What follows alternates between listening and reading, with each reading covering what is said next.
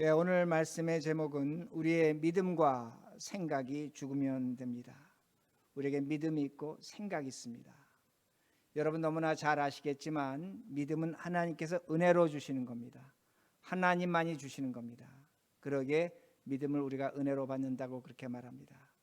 그러나 여러분 생각하는 존재입니다. 인간은 생각을 합니다. 생각이라는 것은 사람만이 갖고 있는 고유한 특성으로 우리의 환경과 삶을 통해서 생각이 얻어집니다. 그러기에 하나님의 은혜라는 것과 생각이라는 것은 너무나 다른 겁니다. 서로 다른 겁니다.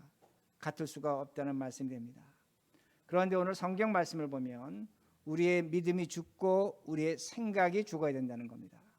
그리고 우리에게 새로운 믿음, 새로운 생각이 주어진다고 성경은 말씀하고 있습니다. 왜 오늘 우리가 새로운 믿음과 새로운 생각을 갖고 살아야 되는가입니다. 우리가 살아가는 시대를 이해하고 또 우리의 미래를 준비해야 되기 때문입니다. 그러기에 3절에 이렇게 말씀이 나옵니다. 3절에 내가 주신 은혜로 말미암아 너희 각 사람에게 말하노니 마땅히 생각할 그 이상의 생각을 품지 말고 오직 하나님께서 각 사람에게 나누어 주신 믿음의 분량대로 지혜롭게 생각하라. 여러분 전반절은 제가 해석하지 않습니다. 그러나 후반절에 뭐라고 말씀하냐면 하나님께서 우리에게 믿음을 은혜로 주셨는데 그 믿음을 우리가 지혜롭게 생각해야 된다는 겁니다. 여러분 이게 얼마나 놀라운 말씀입니까? 지금 성경은 우리에게 가르쳐 주는 것이 뭐냐면 믿음이 있고 생각이 있는데 그 믿음을 지혜롭게 생각하라고 말씀하는 겁니다. 제가 처음에 뭐라고 말씀드렸냐면 믿음과 생각은 서로 다른 것이라고 말씀드렸습니다. 서로 다른 것이지만 오늘 성경은 우리에게 가르쳐 주는 것이 뭐냐면 너에게 믿음이 있는데 그 믿음을 지혜롭게 생각하라는 겁니다. 분수에 맞게 생각하라고 그렇게 말씀합니다. 그러면 지혜롭게 생각한다는 그 말씀은 여러분 영어 번역을 보시면 NIV나 킹 제임스 버전은 뭐라고 번역하냐면 sober judgment입니다. sober라는 건 술 취하지 않는다는 겁니다. judgment은 판단한다는 겁니다. 여러분 사람은 술에 취하면 판단력이 없어집니다. 정신이 흐려지는 겁니다. 지혜롭게 생각한다는 이 말씀의 의미는 뭐냐면 어떻게 지혜롭게 좋게 생각한다는 것이 아니라 정신 차리라는 겁니다. 깨끗한 정신을 가지라는 겁니다. 깨끗한 마음으로 너의 믿음을 사용하라는 겁니다. 즉 우리의 마음이 깨끗하지 않으면 우리의 정신이 깨끗하지 않으면 더러워지면 우리는 믿음을 제대로 사용하지 못한다는 말씀이 됩니다. 그러기에 믿음이라는 건 뭐냐입니다. 믿음이라는 건 생각하며 같이 살아가는 겁니다. 그러기에 그 믿음으로 우리의 현실을 직시해야 됩니다. 또한 그 믿음으로 우리는 무리한 일을 황당한 일을 하지 말아야 됩니다. 그리고 믿음으로 우리는 내 자신을 과대평가하지 말고 내 자신을 잘 생각해야 된다는 말씀이 됩니다. 냉정해야 된다는 말씀이 됩니다. 그렇지 않으면 믿음으로 우리는 오히려 어려움을 당합니다. 여러분 성경을 보시면 하나님이 욥에게 고난을 주십니다. 하나님이 주시는 고난은 우리 피하지 못합니다. 당해야 됩니다. 그런데 오늘날 많은 사람들은 믿음을 갖고 있는데 그 믿음을 오해합니다. 오해해서 그 믿음을 잘못 사용해서 스스로 고난을 스스로 어려움을 만들어냅니다. 이게 문제라는 겁니다. 어떤 분들이 이렇게 얘기합니다. 나는 믿음으로 이번에 내 사업이 올해 10배 확장시키겠습니다. 믿음으로 하겠다는 겁니다. 뭐가 나쁩니까? 어떤 교회는 어떤 교인들은 이렇게 말합니다. 우리 믿음으로 교인을 2배 증가시킵시다. 교인이 2배 돼야 됩니다. 믿음을 가집시다. 그리고 우리가 선교사 100명을 보내십시다. 뭐가 나쁜가입니다. 그런데 저는 여러분에게 냉정하게 말씀드립니다. 여기에는 우리의 욕심이 있는 겁니다. 이기심이 있는 겁니다. 여러분 믿음은 하나님이 주신 거라고 말씀드렸습니다. 그러나 우리는 사람이기 때문에 그 믿음을 받으면 거기에 우리의 욕심과 이기심과 욕망이 들어가는 겁니다. 이렇게 될 때 우리의 믿음으로 우리는 오히려 어려움을 당한다는 겁니다. 여러분 예수님의 제자들이 예수님이 부르실 때 예수를 믿었다고 성경은 분명히 기록합니다. 예수를 믿었습니다. 은혜로 믿었습니다. 그러나 그 제자들의 믿음에 뭐가 있었습니까? 욕심이 있었습니다. 이기심이 있었습니다. 무엇을 그들은 믿고 바랐냐면 저 예수가 메시아로 우리의 문제를 해결해 줄 것이라는 걸 믿었습니다. 그러기에 예수를 따랐습니다. 믿음이지만 거기에 욕심이 있었던 겁니다. 그런데 이상한 것이 있습니다.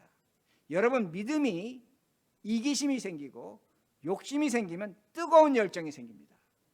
패션이 생깁니다. 여러분, 예수님의 제자들이 어떻게 했습니까? 그들이 믿음이 뜨거워질 때 뭐라고 얘기했냐면 베드로와 제자들이 예수를 위해서 죽겠다고 하는 겁니다. 이건 대단한 열정입니다. 왜 그런 열정이 생겼냐? 믿음에 이기심과 욕심이 생겼기에 그렇게 고백할 수밖에 없었다는 겁니다. 그런데 예수님이 그들의 욕심을 이루어주지 않으셨습니다.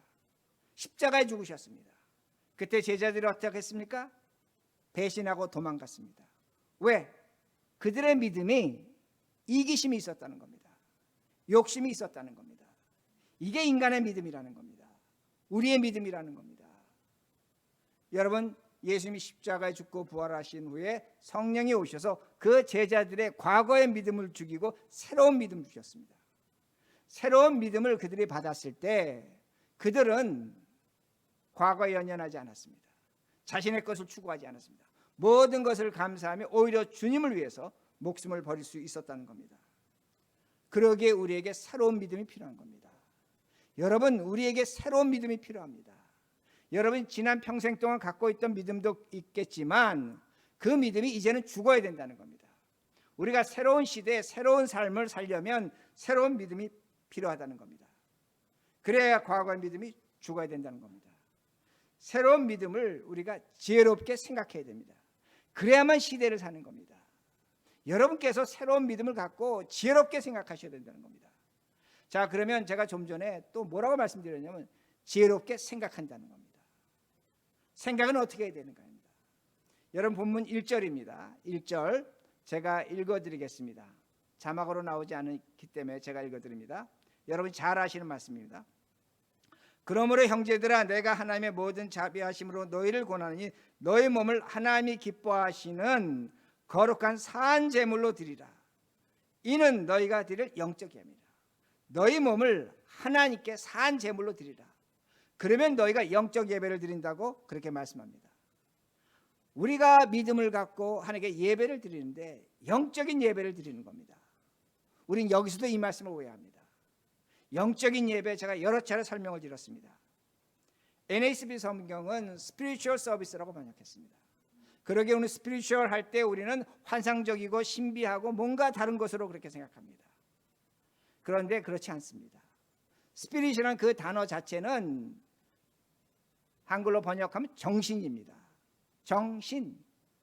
제가 지난 수요일 날도 설교드렸지만 정신을 한문을 파자하면 깨끗할 정입니다. 귀신신입니다. 뭘 가르쳐주고 있냐면 우리의 정신이 깨끗해야 된다는 겁니다. 마음이 깨끗해야 된다고 그렇게 말씀하고 있는 겁니다. 깨끗한 정신으로 깨끗한 마음으로 예배를 드리라는 겁니다. 그런데 죄송하지만 많은 분들이 영적인 예배를 드린다고 할 때 뭔가 신비하고 뭔가 거룩하고 뭔가 이상한 것으로 드릴 때 영적인 예배라고 생각합니다. 죄송하지만 그렇지 않습니다. 그러게 킹 제임스 버전을 보면 영적인 예배를 리즈너블 서비스로 번역했습니다. 합리적인 서비스입니다. 이성적 서비스입니다. 근거적 예배를 드리라는 겁니다. 무례하거나 부당하지 않다는 말씀입니다. 영적 예배는 맑은 정신입니다. 깨끗한 마음입니다. 이런 것으로 예배 드리라고 그렇게 말씀하고 있습니다. 그리고 그렇게 예배 드리려면 우리가 산 제물이 되어야 되는 겁니다. 살아있지만 죽어야 된다는 겁니다. 여러분, 제물은 죽어야 제물이 되는 겁니다. 하나님 앞에 제물 드릴 때 산 것을 드리지 않았습니다. 다 죽였습니다. 성경이 오늘 우리에게 가르쳐주는 것이 뭐냐면 너희 생각이 죽으라는 겁니다. 생각이 죽어야 깨끗한 생각이 온다는 겁니다. 오늘도 우리가 생각하며 살아갑니다. 그러나 여러분의 생각에도 이기심이 있는 겁니다. 거기에 욕심과 욕망이 있는 겁니다. 그러기에 그 이기심과 욕망을 죽일 때에 우리에겐 하나님이 주신 생각이 나타나는 겁니다. 맑은 정신이 되는 겁니다. 깨끗한 정신이 되는 겁니다. 그러게 바울은 뭐라고 얘기합니까? 나는 매일 죽노라고 얘기하는 겁니다. 내 믿음과 내 생각이 그리스도 앞에서 매일매일 부정되어야 됩니다. 죽어야 된다는 그 말씀입니다. 그리고 성경은 다시 하나 가르쳐 줍니다. 오늘 장로님도 기도하셨습니다. 뭐라고 말씀하냐면 우리에게 서로 다른 믿음의 분량을 주셨다는 겁니다. 여러분, 믿음은 똑같지 않습니다. 어떤 사람이 크게 줄 수 있고 어떤 사람이 작게 줄 수 있습니다. 그러나 내가 큰 믿음을 받았다고 하지만 지혜롭게 생각하지 못한다면, 깨끗하지 못한 마음이라면 그 큰 믿음은 믿음이 없는 거나 마찬가지입니다. 비록 내가 적은 믿음을 갖고 있지만 깨끗한 마음으로 지혜롭게 생각한다면 그 믿음은 큰 믿음이 된다는 겁니다. 그러게 예수님께서 너희에게 겨자씨만한 믿음이 있더라면 그 믿음으로 산을 옮긴다고 말씀하시는 겁니다. 그 겨자씨가 자라서 새가 깃드는 나무가 되는 겁니다. 그렇게 하기 위해서 우리가 깨끗한 마음, 정직한 마음 가져야 된다는 겁니다. 이걸 성경이 우리에게 요구하는 겁니다. 그 마음으로 예배 드리는 것이 바로 영적 예배라고 말씀하고 있습니다. 그럼 제가 왜 우리의 믿음이 죽어야 되고 우리의 생각이 죽어야 되는가 합니다. 무엇 때문에 우리의 생각과 믿음이 죽어야 됩니까? 우리가 살아가는 시대가 달라졌다는 겁니다. 여러분, 오늘날 시대는 과거하고 다릅니다. 여러분의 자녀들이 어느 정도 직급이 돼서 높은 자리에 가서 잡을 찾으려면 인터뷰를 합니다. 근데 보통 인터뷰를 3번 합니다. 첫 번째는 그 회사의 휴먼 리소스 인사과에서 이 사람이 정말로 우리 회사에 필요한 사람인가 아닌가를 보고 면접을 합니다. 1차 면접을 통과했습니다. 2차 면접은 어디 갑니까? 그 회사의 사장이나 임원들이 그 사람을 면접합니다. 이 사람을 우리가 쓸 건가 말 건가. 거기서 통과했습니다. 그럼 3차 면접이 있습니다. 대부분 3차, 4차 합니다. 3차 누가 합니까? 그 회사에서 가장 높은 사람이 합니까? 가장 훌륭한 사람이 합니까? 아닙니다. 오늘날 3차 면접은 그 회사 직급이 가장 낮은 사람들이 합니다. 즉 잡을 구하는 그 사람이 데리고 일할 부하들이 그 사람을 인터뷰합니다. 여러분, 세상이 이렇게 변했습니다. 왜 변했습니까? 이제는 기업이 세상이 너무나 변하고 변하다 보니까 과거에는 상사가 부하를 인터뷰해서 직원으로 채용했습니다. 이제는 그게 안 통한다는 겁니다. 이제는 부하들이 상사를 평가하고 우리의 보스로 적합한가 평가하고 선택하는 시대가 됐습니다. 여러분, 세상이 이만큼 변했다는 겁니다. 과거와 다른 시대입니다. 우리의 신앙, 우리의 믿음, 과거께 중요하죠. 그러나 우리는 지금 새로운 시대를 살아갈 수밖에 없다는 겁니다. 세상에 있는 기업들도 회사들도 살아남기 위해서 부하가 상사를 선택합니다. 부하가 상사를 평가합니다. 그러면 오늘날 교회는 어떻게 되는 겁니다? 저는 확실히 믿습니다. 교회는 하나님이 지켜주십니다. 그러나 하나님이 지켜주시지만 우리의 믿음과 생각이 죽지 아니하면 이 교회는 살아남지 못합니다. 여러분들이 이 시대에, 이 정말 험악한 시대에, 뭐가 뭔지 도대체 모르는 이 시대에 여러분의 믿음이, 여러분의 신앙이 살아남기 원하신다면 여러분의 믿음과 생각이 죽어야 됩니다. 새로운 생각과 새로운 믿음으로 여러분 사셔야 한다는 겁니다. 그럼 왜 이렇게 되는 겁니다? 오늘은 제가 우리 교회 적용해서 말씀드리겠습니다. 우리 머릿돌 교회 지난 17년 동안 정말로 하나님께서 기적같이 인도하셨습니다. 저는 얼마든지 고백할 수 있고 얼마든지 자랑할 수 있습니다. 그러나 교회는 새로운 시대로 들어가고 있는 겁니다. 이 팬데믹 이후에 모든 것이 달라지는 시대입니다. 새로운 시대에 새로운 목회, 새로운 인물이 와야 되는 겁니다. 이제는 그런 시대가 왔다는 말씀이 됩니다. 그러게 저도 산 제물이 되어야 됩니다. 저의 믿음도, 저의 신학관도, 저의 생각도 죽어야 됩니다. 마찬가지입니다. 여러분의 믿음과 여러분의 신앙도 죽어야 합니다. 이제는 이 교회가 이 어려운 시대에 살아남기 위해서 여러분도 저도 죽어야만 한다는 겁니다. 산 제물이 되어야 된다는 겁니다. 그래야만 하나님이 받으실 만한 영적 교회가 되는 겁니다. 진정으로 예배드리는 교회가 된다는 겁니다. 그러기에 우리의 믿음이 죽고 우리의 생각이 죽어서 우리 모두 하나가 되어서, 정말로 하나가 되어서 새로운 시대를 준비해야 됩니다. 이게 오늘날 우리에게 주어진 믿음의 사람들의 책임이란 말씀이 됩니다. 그러게 4절과 5절입니다. 어떻게 하나 될 것인가? 4절과 5절. 우리가 한 몸에 많은 지체를 가졌으나 모든 지체가 같은 기능을 가진 것이 아니니 이와 같이 우리 많은 사람이 그리스도 안에서 한 몸이 되어 서로 지체가 되었느니라. 이 말씀 뭡니까? 간단합니다. 여러분들이 지금 여러분의 팔과 다리를 보시면 길이가 다릅니다. 모양이 다릅니다. 여러분의 귀, 코, 눈, 입이 있지만 귀, 코, 눈의 모습과 형태가 다 다릅니다. 똑같을 수 없다는 겁니다. 그런데 이것이 중요하다는 겁니다. 우리 몸에 이렇게 다른 기능이 있고 신체 기관이 있는데 단 하나라도 없으면 우리 얼마나 불편하겠습니까? 이 서로 다른 것이 있다는 것이 감사하다는 겁니다. 이 다른 것들이 하나가 이루어서 우리 몸이 된다고 그렇게 말씀합니다. 근데 사람들은 뭐라고 얘기합니까? 여러분들이 자식을 키우면서 부부 생활하면서 교인 관계 가지면서 여러분의 마음속에 가장 큰 소원은 뭐냐면 저 사람이 나와 같이 되는 겁니다. 내 아내가 남편같이 되는 겁니다. 아내는 남편에게 당신은 나와 같이 되어달라고 얘기합니다. 우리 자식들에게 너희들은 나와 같이 되어달라고 얘기합니다. 그럼 어떻게 되겠습니까? 이건 불행입니다. 이건 불행입니다. 인간으로서 행복할 수가 없습니다. 여러분의 만일에 눈, 코, 귀, 입이 있는데 팔, 다리가 있는데 모든 것이 똑같고 길이도 똑같다면 여러분 이 세상은 이미 망했습니다. 재미없습니다. 행복이 없습니다. 기쁨이 없습니다. 왜? 우리가 서로 다른 천태만상의 사람들이기 때문에 거기에 예술이 있고 음악이 있고 종교가 있고 철학이 있고 정치가 있고 사회가 있는 겁니다. 여러분 서로 다른 것을 기뻐하셔야 됩니다. 저 사람이 나와 같이 돼야 된다? 그렇게 되면 좋겠다? 아닙니다. 여러분이 그와 같이 하나가 돼야 된다는 겁니다. 그러기에 오늘 성경은 뭐라고 말씀하냐면 우리가 장차 앞으로 다가올 새로운 미래에 대해서 우리 모두가 서로 다르지만 그리스도 안에서 하나가 되어야 된다고 말씀하는 겁니다. 그러기에 6절 말씀입니다.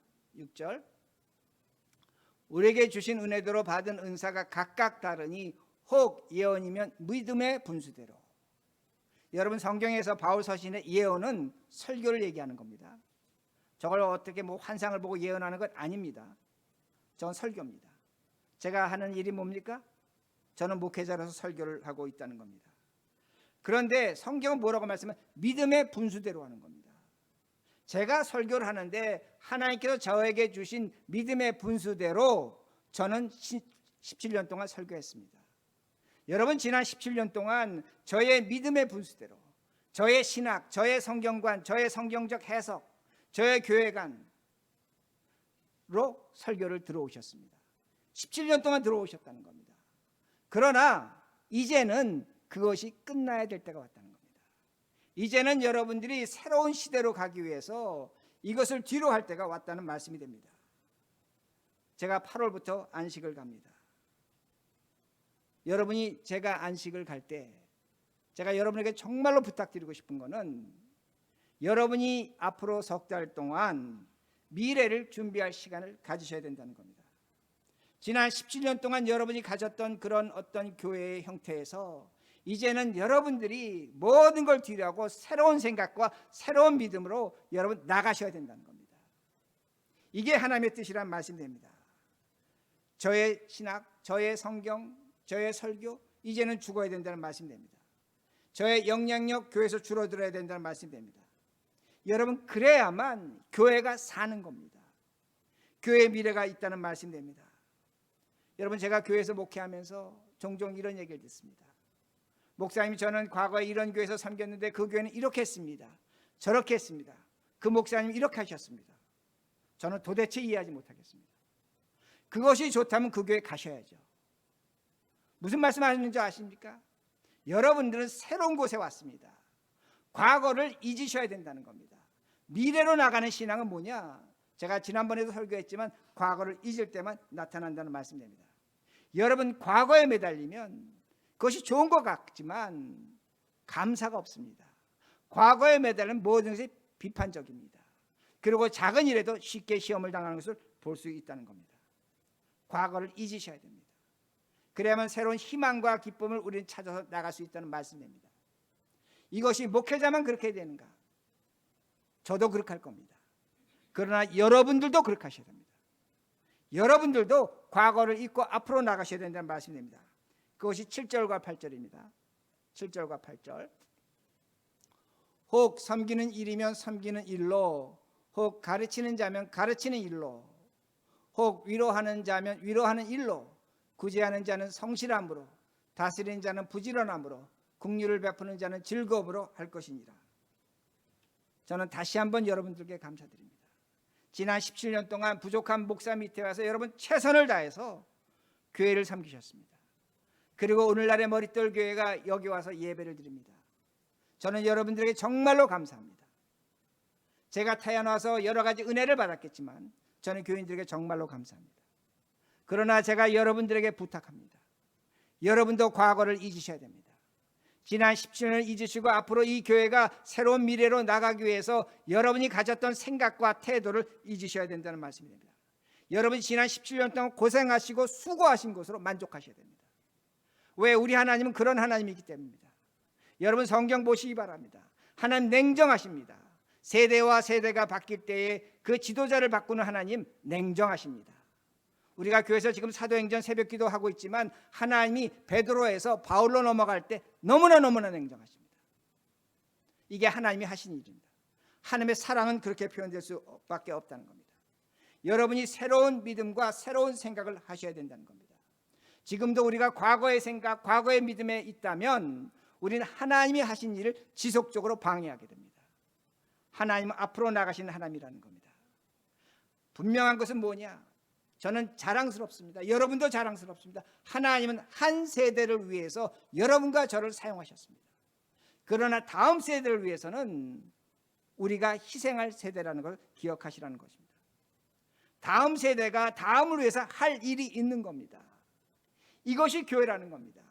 이것이 하나님이라는 말씀입니다. 성경을 보면 다윗은 성전을 건축하고 싶었습니다.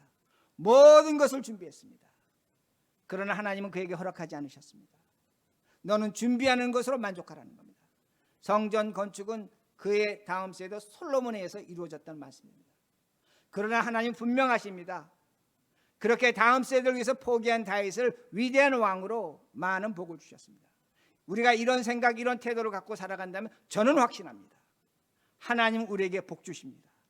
하나님은 우리의 길을 열어주십니다.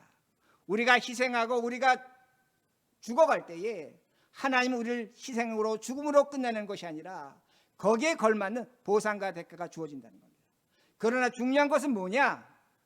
우리가 이제는 다음 세대를 생각해야 된다는 말씀이 됩니다. 새로운 세대를 위해서 우리 머릿돌 교회가 존재해야 된다는 말씀입니다. 그러기에 성경은 하나가 되라는 겁니다. 우리 서로가 다릅니다. 10인 10색, 100인 100색입니다. 다르지만 예수 그리스도 안에서 하나가 되라고 말씀합니다. 하나가 되어야만 우리는 다음의 일을 할 수 있다는 겁니다. 사랑을 할 수 있습니다. 9절에서 13절입니다. 9절에서 13절. 사랑에는 거짓이 없느니 악을 미워하고 선에 속하라. 형제를 사랑하며 서로 우애하고 존경하기를 서로 먼저 하며 부지런하여 게으르지 말고 열심을 품고 주를 섬기라. 소망 중에 즐거워하며 환난 중에 참으며 기도에 항상 힘쓰며 성도들의 쓸 것을 공급하며 선대접하기를 힘쓰라 말씀합니다. 이게 사랑입니다. 여러분, 우리가 신앙생활하다 보면 교회 와서 상처받았다고 하는 분들이 있습니다. 나는 교회에서 상처를 받았습니다. 사랑을 받아야 하는데 부모로부터 상처를 받았습니다. 예, 상처받습니다. 어떻게 하겠습니까? 그러나 여러분 생각하셔야 됩니다. 사람의 팔과 다리의 길이가 다르고 얼굴 모양새가 다르고 코가 다른 것처럼 사람이 사랑을 표현하는 방법은 다릅니다. 나와 똑같은 사랑을 하라고 하면 어떡합니까? 어떻게 사랑할 수 있습니까? 그러기에 사랑을 상처를 받으면 우리가 고통스럽습니다. 그러나 그 고통은 인간에게 성숙이라는 열매를 만들어내는 겁니다. 여러분, 인간의 성숙은 커져 얻어지는 것이 아닙니다. 내가 고통당하고 내가 눈물을 흘리고 내가 아파하고 내가 괴로워할 때 그 사람이 성숙해지는 겁니다. 커지는 겁니다. 마음에 넓이가 생기는 겁니다.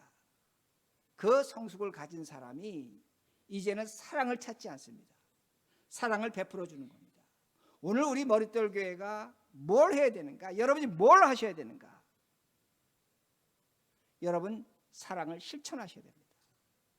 거기에 우리의 행복이 있는 겁니다. 거기에 우리의 기쁨이 있는 겁니다. 사랑을 받으려고 하지 마시라는 겁니다. 사랑을 실천하시라는 겁니다. 그러기 10절에 뭐라고 말씀합니까? 형제를 사랑하며, 형제를 사랑하며.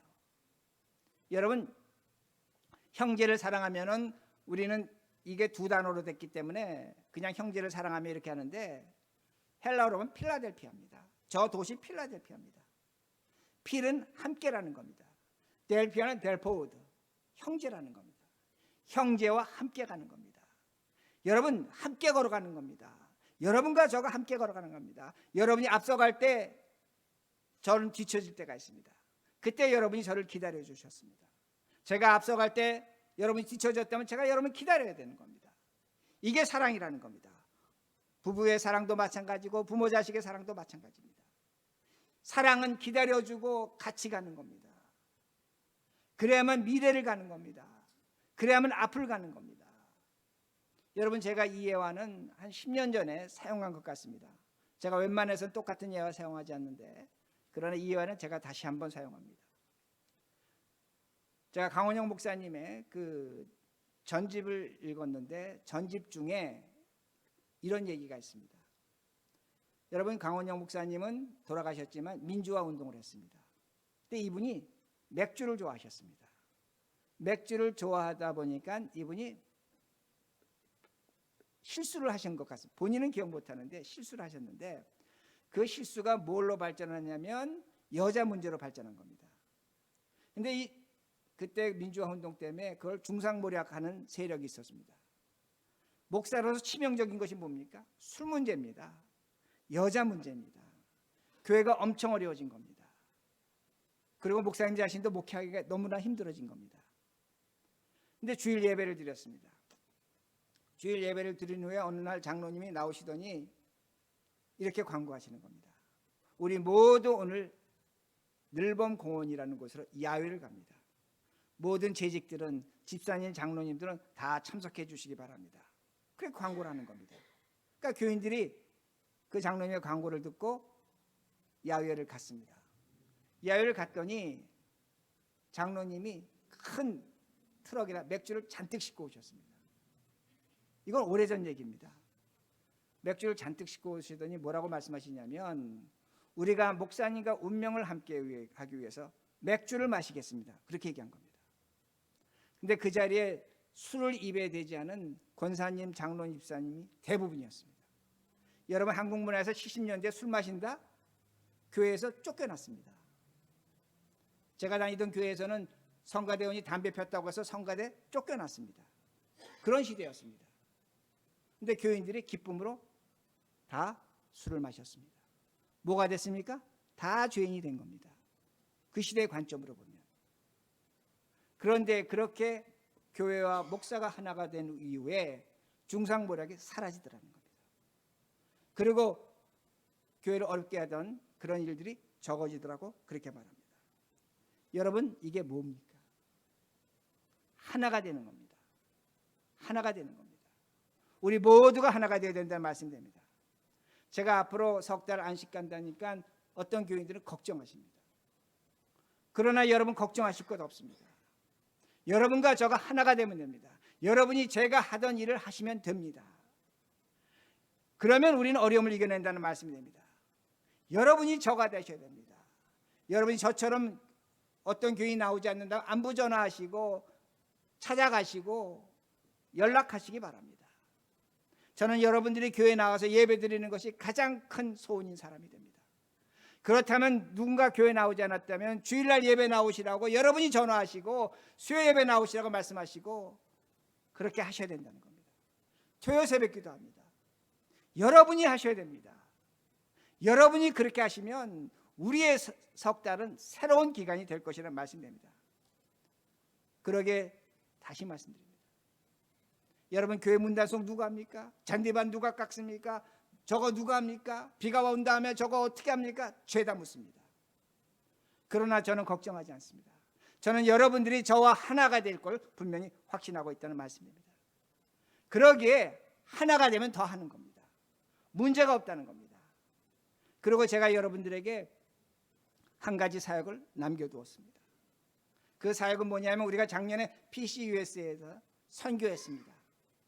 그때 한국교회로서 우리가 참 너무나 잘했기 때문에 총회본부에서 놀래서 저하고 인터뷰도 했습니다.